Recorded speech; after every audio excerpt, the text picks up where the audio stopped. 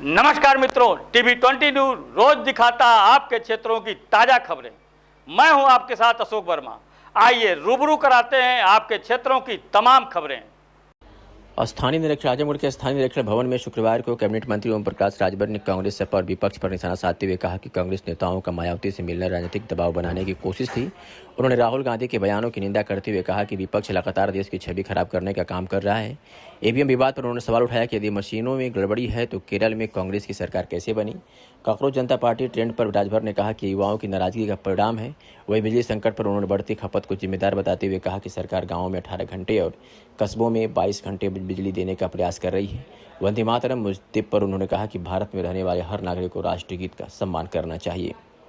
मंत्री जी, चर्चाएं बड़ी गर्म है कि कांग्रेस के वरिष्ठ नेता मायावती से मिलने पहुंचे थे लेकिन मुलाकात नहीं हो पाई। क्या आपको लगता है कि सपा और कांग्रेस का गठबंधन खतरे में है? क्या यूपी में कांग्रेस और बसपा के बीच कोई नया गठबंधन आने वाला है? क्या कहना चाहेंगे? किसी बड़े नेता से मिलने के लिए समय लेकर के जाया जाता है। ये कांग्रेस के लोग सपा से बार्गेनिंग करने के लिए बिना टाइम लिए ही वहां गए, चर्चा में बने रहने के लिए कि ये संदेश जाए सपा को कि हम लोग कांग्रेस के लोग बसपा से भी समझौता कर सकते हैं। ये इनका उद्देश्य रहा है। आप राजनीति भी देख रहे हैं, बसपा की इस समय जो राजनीति चल रही है उसमें आप किस तरह देख रहे हैं? क्या मायावती जी आने वाले समय में कोई बड़ा उलटफेर करेंगी? देखिए, नेता है, कुछ भी कर सकती हैं, हर व्यक्ति स्वतंत्र है। अब जब रिजल्ट सामने आवे तब कहा जा सकता है।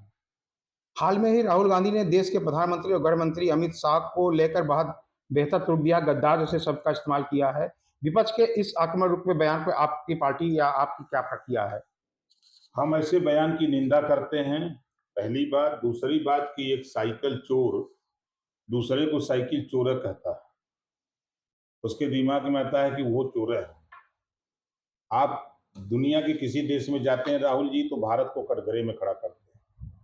खुद सांसद हैं, उनकी बहन सांसद हैं, उनकी पार्टी के लोग सांसद हैं, उनकी पार्टी के लोग विधायक, और विधायक आरोप लगाते हैं राहुल जी की चुनाव आयोग गड़बड़ कर रहा है, ईवीएम में गड़बड़ी हो रही है।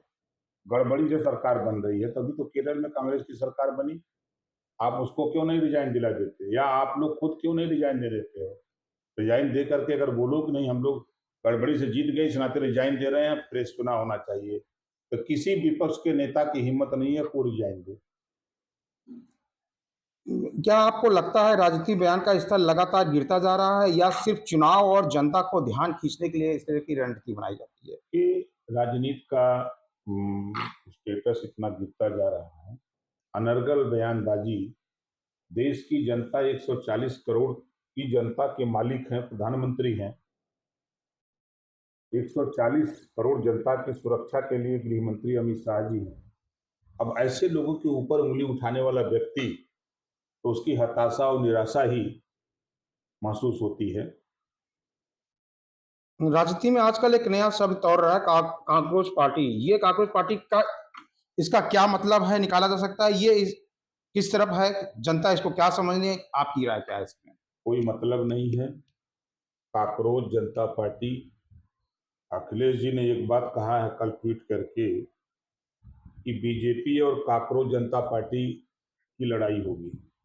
समाजवादी पार्टी अब लड़ाई से बाहर हो गई, और मैं कह रहा हूं काकरोच जनता पार्टी का जो चर्चा है, इसमें high school, junior high school, inter के बच्चे भी इसमें शेयर किए हैं और लाइक किए हैं।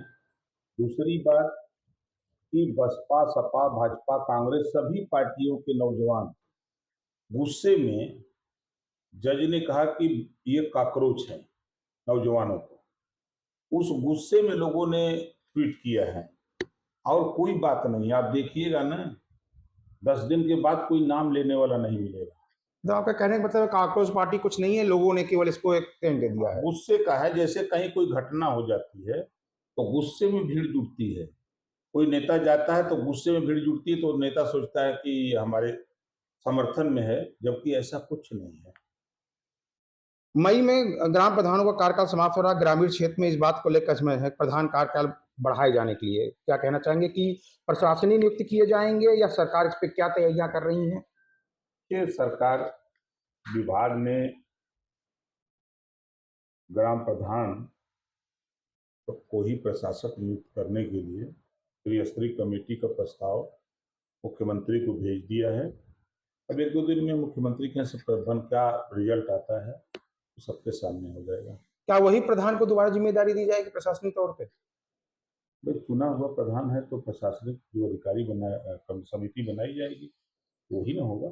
चुनाव के लिए क्या है, चुनावों की लगातार तैयारियां भी हो चुकी हैं, लेकिन जाति अभी बना नहीं है। हाई कोर्ट ने आदेश दिया, मामला चुनाव का न्यायालय में है, न्यायालय ने आदेश दिया पिछड़ा वर्ग आयोग का गठन कर दिया जाए।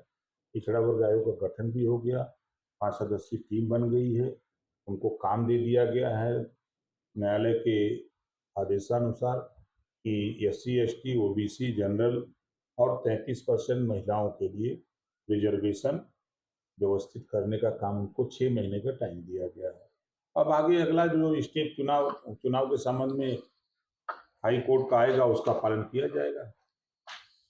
गर्मी भीषण गर्मी है, लगातार सरकार बिजली को लेकर ग्रामीण क्षेत्र में 18 घंटे और टाउन एरिया क्षेत्र में 22 घंटे की किया है, लेकिन कटौती काफी बेईमानी कटौती की जा रही है। इसके लिए आप क्या कहना चाहेंगे? आप देखिए, खपत बढ़ गई है। खपत बढ़ने की वजह से अब गांव में भी AC चल रही है, कूलर चल रहे हैं। एक समय था कि लोग गर्मी में पेड़ के नीचे बैठ के देहाती पंखा चला करके हाथ से अपना काम चला लेते थे। आज कोई ऐसा घर नहीं कि जहां पंखा न चल रहा हो। गर्मी में बिजली की खपत ज्यादा होती है, इसकी वजह से हाहाकार मचा हुआ है। एक्स्ट्रा रोस्टर के नाम पर बिजली काटी जा रही है, बार बार कई घंटा कर काटी नहीं जा रही है। देखिए, बिजली की खपत ज्यादा है। जहां जाड़े में बिजली की खपत और गर्मी में बिजली की खपत, जैसे अभी आपने कहा कि टेम्परेचर बढ़ गया जो 48 डिग्री तक हो गया है, तो उस 48 डिग्री टेम्परेचर में व्यक्ति या तो कूलर का सहारा ले रहा है, या तो AC का सहारा ले रहा है, या पंखे का सहारा ले रहा है। जिसको जो सुविधा है तो वो अनवरत चल रहा है। आखिरी सवाल यह है कि बंगाल में हर विद्यालय में, मतलब मदरसा में, हर विद्यालय में वंदे मातरम पेपर हो जाएगा। कुछ लोग आपत्ति कर रहे हैं, क्या कहना चाहेंगे? ये वंदे भारत में रहना है तो वंदे मातरम कहना है, चाहे वो हिंदू हो, मुसलमान हो, सिख हो, ईसाई हो, जैन हो, पारसी हो, कोई हो। इस तरीके का सरकार बनने के बाद तुरंत फैसला कि वंदे भारत बोलना ही बोलना है बंगाल में, ये तो बहुत पहले का फैसला है। लागू कर दिया गया, अनिवार्य कर दिया गया कि मदरसा में भी कहना है। जाएगा, निश्चित है।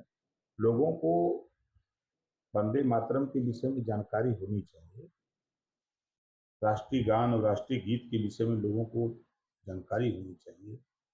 आप इसमें यूपी के भी विभाग के मंत्री हैं, क्या कहना चाहेंगे? यूपी में भी इस तरह वंदे भारत